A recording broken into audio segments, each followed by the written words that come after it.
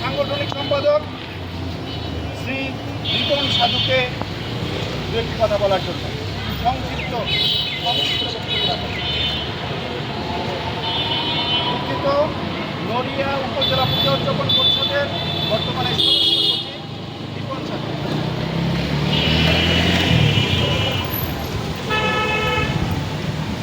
নমস্কার।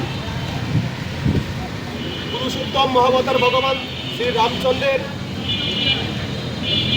মন্দির নির্মাণ এবং সারা বাংলাদেশের বিভিন্ন মন্দির ভেঙে দেওয়ার কটূক্তি সহ হুঙ্কারের প্রতিবাদে আজকের মানববন্ধনের সম্মানিত সভাপতি, বাংলাদেশ পূজা উদযাপন পরিষদ শরীয়তপুর জেলা শাখার সম্মানিত সভাপতি অ্যাডভোকেট শ্রী অমিত ঘটক চৌধুরী, আজকের মানববন্ধনে উপস্থিত আছেন বাংলাদেশ হিন্দু বৌদ্ধ খ্রিস্টান ঐক্য পরিষদের জেলা কমিটির সম্মানিত সাধারণ সম্পাদক সুদীপ্ত ঘোষ রানা, উপস্থিত আছেন বাংলাদেশ হিন্দু বৌদ্ধ খ্রিস্টান কল্যাণ ফ্রন্টের জেলা কমিটির আহ্বায়ক বিজন চন্দ্র মজুমদার সহ বিভিন্ন উপজেলা থেকে আগত সম্মানিত নেতৃবৃন্দ, সকলকে নমস্কার জানাচ্ছি।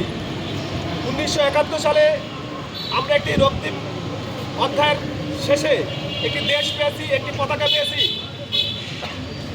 আমরা সেই পতাকা পেয়েছি, সেই দেশ পেয়েছি 4টি মূলনীতির ভিত্তিতে। সেখানে একটি নীতি ছিল ধর্মনিরপেক্ষতা। এছাড়াও বর্তমান গদিনসিং সরকার তার নির্বাচনী ইশতেহারে তিনি ঘোষণা দিয়েছেন, তারা যদি ক্ষমতায় আসে, তারা যদি বাংলাদেশের সরকার পরিচালনার সুযোগ পায়, তাহলে বাংলাদেশ সকল ধর্মের মানুষ স্বাধীনভাবে তার ধর্ম পরিচালনা করতে পারবে। এছাড়াও তাদের নির্বাচনী বিভিন্ন ক্যাম্পেইনে আমরা দেখেছি, বাংলাদেশ জামাত ইসলাম সহ অন্যান্য সকল দলকে দেখেছি, তারা গীতা পাঠ করেছে, তারা আমাদেরকে আশ্বস্ত করেছে যে আমাদেরকে যদি আপনারা ভোট দেন, তাহলে আপনার ধর্ম আপনি সঠিকভাবে, সুন্দরভাবে, নিরপেক্ষভাবে পালন করতে পারবেন। কিন্তু গত 6 মাস পূর্বে একটি নির্বাচন হয়েছে, আমরা এখন কি দেখছি, পলাশবাড়িতে জনৈক হরিদাস নামের এক ভদ্রলোক তিনি একটি রাম মন্দির নির্মাণ করবেন। আমরা সেই রাম মন্দির নির্মাণ এখন রামের মূর্তি নির্মাণ করবেন, কিন্তু সেই রামের মূর্তি সেই কটূক্তির জন্য এবং হুমকির পরবর্তীতে সেই মূর্তি নির্মাণ এখন বন্ধ রয়েছে। আমরা চাই অতি দ্রুত সরকারের কাছে আবেদন করতে চাই, উক্ত রাম মন্দির যেন এবং রামের মূর্তি যেন আমরা অতি দ্রুতই নির্মাণ শুরু করতে পারি। সরকারের কাছে আমি সেই আবেদন জানাই। এই বলে আমি আমার সংক্ষিপ্ত কথা বলা শেষ করছি। বিনীতভাবে অনুরোধ করছি শ্রী কুশল দাসকে, শ্রী কুশল দাস। আজকে প্রতিবাদ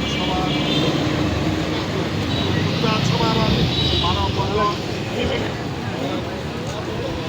আয়োজিত বাংলাদেশ উদযাপন পরিষদ জেলা শাখার সম্মানিত সভাপতি চৌধুরী, হিন্দু বৌদ্ধ খ্রিস্টান ঐক্য পরিষদের সাধারণ সম্পাদক দাদা এবং আমাদের বাংলাদেশ উদযাপন কল্যাণ ফ্রন্টের আহ্বায়ক উপজেলা জেলা নেতৃবৃন্দ, সবাইকে আমার নমস্কার। আজকে আমরা এখানে উপস্থিত হয়েছি। বিগত দিনে আমরা অনেক মানববন্ধন প্রতিবাদ করেছি। নির্বাচনের আগে সরকার যে আমাদের কাছে ভূমিকা দিয়েছেন, বর্তমান সরকার সহমর্মিতার ভিত্তিতে আমাদের ধর্মীয় স্বাধীনতা এবং সামাজিক নিরাপত্তা, আমাদের সম্পত্তি রক্ষার জন্য তারা আইন করবেন, বিভিন্নভাবে তারা প্রতিশ্রুতি দিয়েছিলেন। কিন্তু আজকে আমরা কি দেখতে পাচ্ছি, আজকে গাইবান্ধা আমাদের রামচন্দ্রদেবের মূর্তি প্রায় 80% কাজ হয়ে গেছে, কিন্তু সেটা থেকে অনেকেই যারা ধর্মান্ধ মৌলবাদী গোষ্ঠী, জঙ্গি গোষ্ঠী, তাদের মাথা ব্যথা হয়ে গেছে। সেই সুবাদে কয়েকদিন আগে আমাদের অনবীত ঘটনা ঘটেছে।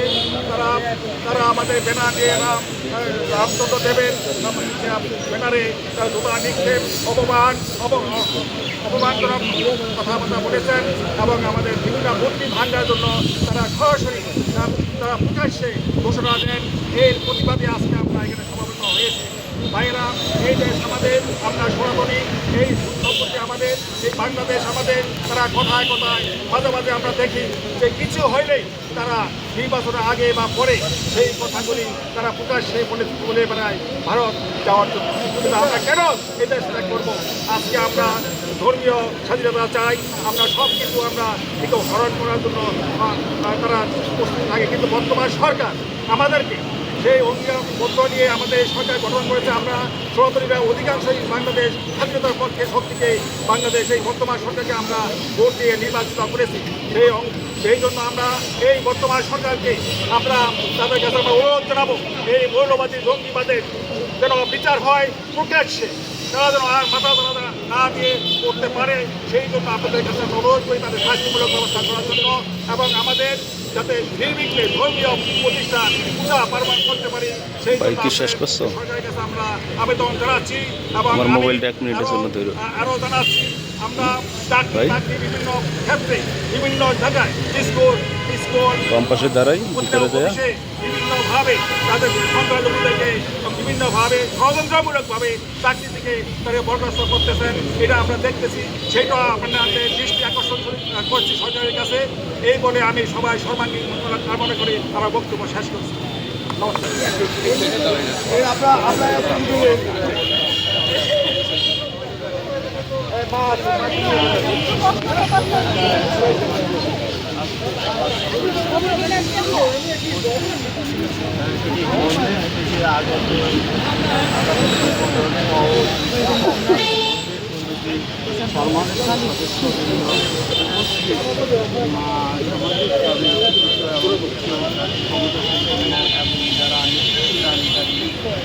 সবাইকে আজকে